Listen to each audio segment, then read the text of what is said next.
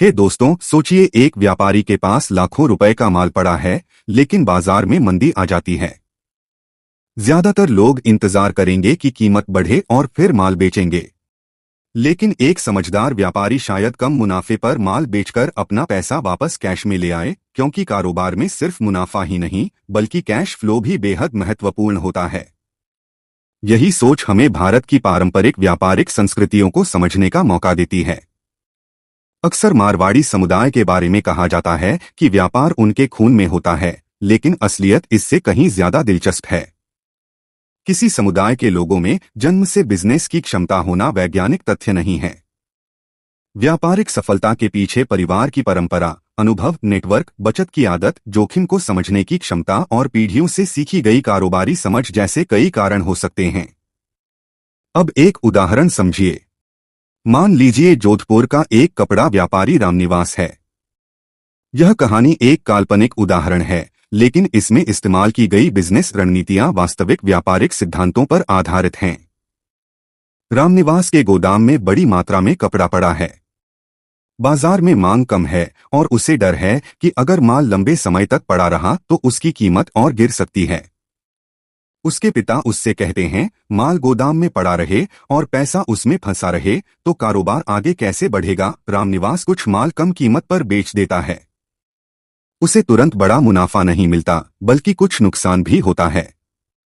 लेकिन उसके पास दोबारा निवेश करने के लिए नकदी आ जाती है। यहीं से कहानी का असली सबक शुरू होता है। व्यापार में कभी कभी कम मार्जिन पर माल बेचने का फैसला इसलिए लिया जाता है ताकि पैसा लंबे समय तक स्टॉक में फंसा न रहे। हालांकि इसका मतलब यह नहीं कि हर परिस्थिति में आधे दाम पर माल बेच देना सही है। सही फैसला बाजार की मांग, लागत, नकदी की जरूरत और भविष्य की संभावनाओं को देखकर ही लिया जाता है। रामनिवास उस पैसे का एक हिस्सा नए स्टॉक में लगाता है। दूसरा हिस्सा किसी ऐसी संपत्ति या अवसर में लगाता है जिससे भविष्य में आय पैदा हो सकती है। अगले कुछ वर्षों तक वह अपनी कमाई का बड़ा हिस्सा दोबारा कारोबार में लगाता रहता है। धीरे धीरे उसका कारोबार बढ़ता है। यह कहानी किसी एक समुदाय की सफलता का प्रमाण नहीं है, बल्कि एक सामान्य बिजनेस सिद्धांत को समझाने का तरीका है। कमाई को सिर्फ खर्च करने के बजाय उसका एक हिस्सा दोबारा उत्पादक जगह पर लगाना। अब सवाल आता है कि पारंपरिक व्यापारिक परिवारों से हमें क्या सीख मिल सकती है। पहली सीख है कैश फ्लो को समझना। कागज पर मुनाफा दिखना और बैंक खाते में पैसा उपलब्ध होना दो अलग अलग बातें हैं। अगर पूरा पैसा स्टॉक, उधारी या दूसरी जगह फंसा है तो कारोबार को रोजमर्रा के खर्च चलाने में परेशानी हो सकती है। दूसरी सीख है एक ही आय के स्रोत पर पूरी तरह निर्भर न रहना।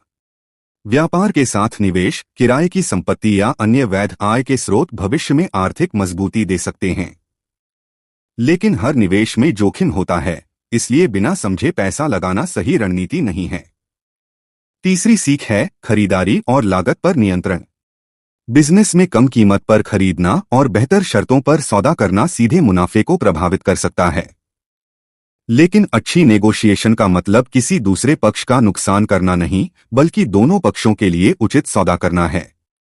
चौथी और शायद सबसे महत्वपूर्ण सीख है रीइन्वेस्टमेंट।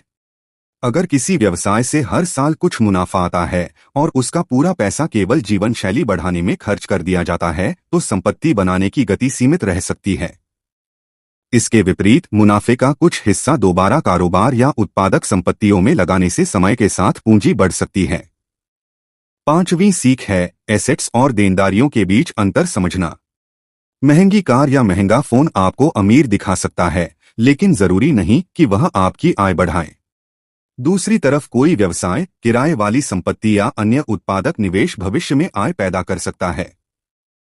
हालांकि हर एसेट अच्छा निवेश नहीं होता और हर प्रॉपर्टी मुनाफा नहीं देती। फैसला हमेशा रिसर्च और जोखिम को समझकर लेना चाहिए। तो क्या मारवाड़ी लोग जन्म से बिजनेसमैन होते हैं? इसका कोई वैज्ञानिक आधार नहीं है। लेकिन भारत के कई व्यापारिक समुदायों की तरह मारवाड़ी परिवारों में भी व्यापार से जुड़ी पारिवारिक परंपराएं और अनुभव कई पीढ़ियों से आगे बढ़ते रहे हैं। यही वजह है कि परिवार में पले बढ़े बच्चों को छोटी उम्र से ही खरीद बिक्री, हिसाब किताब, ग्राहक व्यवहार और कारोबार की बातचीत देखने सुनने का मौका मिल सकता है। और यही इस पूरी कहानी का सबसे बड़ा सबक है। बिजनेस माइंड किसी एक जाति या समुदाय की संपत्ति नहीं है, इसे सीखा जा सकता है। पैसा कमाना एक कौशल है, लेकिन पैसे को संभालना, जोखिम को समझना और कमाई को सही जगह दोबारा लगाना उससे भी बड़ा कौशल है। इसलिए अगली बार जब कोई कहे कि अमीर बनने के लिए बहुत बड़ा कैपिटल चाहिए, तो एक बार रुककर सोचिए। शुरुआत के लिए पूंजी जरूरी हो सकती है, लेकिन लंबे समय में आपकी सोच, अनुशासन, सीखने की क्षमता और सही वित्तीय फैसले आपकी पूंजी को कितना बढ़ाते हैं, यह ज्यादा महत्वपूर्ण हो सकता है। याद रखिए, पैसा सिर्फ कमाने की चीज नहीं है, उसे सही तरीके से संभालना और बढ़ाना भी एक कला है। और शायद यही वह बिजनेस माइंडसेट है जिसे किसी एक कॉलेज की डिग्री से नहीं, बल्कि अनुभव, गलतियों और लगातार सीखने से विकसित किया जाता है।